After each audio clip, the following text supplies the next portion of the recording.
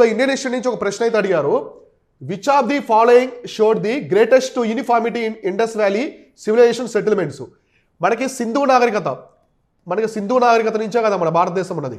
ఈ సింధు నాగరికతకి సంబంధించినటువంటి సెటిల్మెంట్స్ అనమాట, అంటే ప్రదేశాలు. సింధు నాగరికతకు సంబంధించిన ప్రదేశాలలో ఒక అంశం మాత్రం కామన్గా ఉందంట. ఒక అంశం అనేది యూనిఫార్మిటీగా ఉంది, కామన్గా ఉందని చెప్పేసి అడుగుతున్నారు. సో అది ఏంటి? మనకి చాలా ఉన్నాయి కదా ఇండస్ వ్యాలీ సివిలైజేషన్ సెటిల్మెంట్స్ ఎన్ని ఉన్నాయి?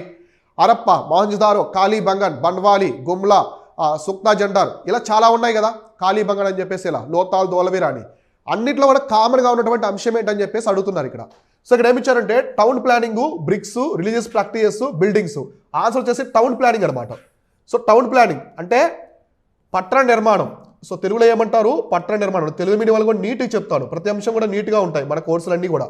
ఈ పట్టణ నిర్మాణం అనే అంశం అనేది మొత్తం ఇండస్ వ్యాలీ సివిలైజేషన్లోనే అన్ని ప్రదేశాలు. మనం ఒక్కసారి ఇండియా మ్యాప్ చూసుకుందాం.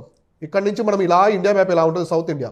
ఈ ప్రాంతం అంతా మనకి ఇక్కడంతా కూడా ఇండస్ వ్యాలీ సివిలైజేషన్ ఉంటుంది. ఈ ప్రాంతం అంతా కూడా గుజరాత్లో కచ్ వరకు, సో కచ్ వరకు ఉంటుంది. ఈ ప్రాంతం అంతా చూసుకుంటే మనకి దైమాబాద్ వరకు ఉంటుంది అన్నమాట, ఇక్కడ ఉత్తరప్రదేశ్ వరకు.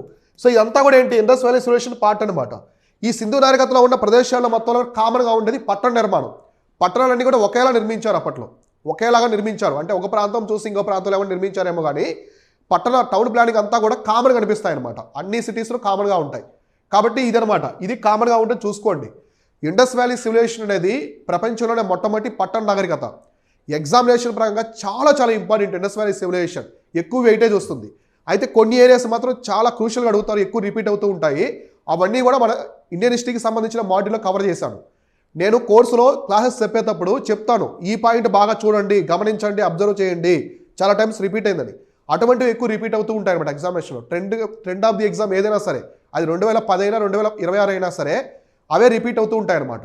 కాబట్టి అవి నేను చెప్తాను మన కోర్సులో, జాగ్రత్తగా చూసుకోండి, ఇలాంటివి ఎక్కువ అడుగుతారు.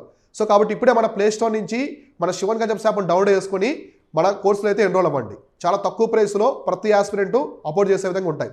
సో దాంతోపాటు మన టెలిగ్రామ్ ఛానల్, వాట్సాప్ ఛానల్ కూడా జాయిన్ అవ్వండి. మన యూట్యూబ్ వీడియోస్ యొక్క డిస్క్రిప్షన్లో అవన్నీ కూడా ప్రొవైడ్ చేస్తాను లింక్స్.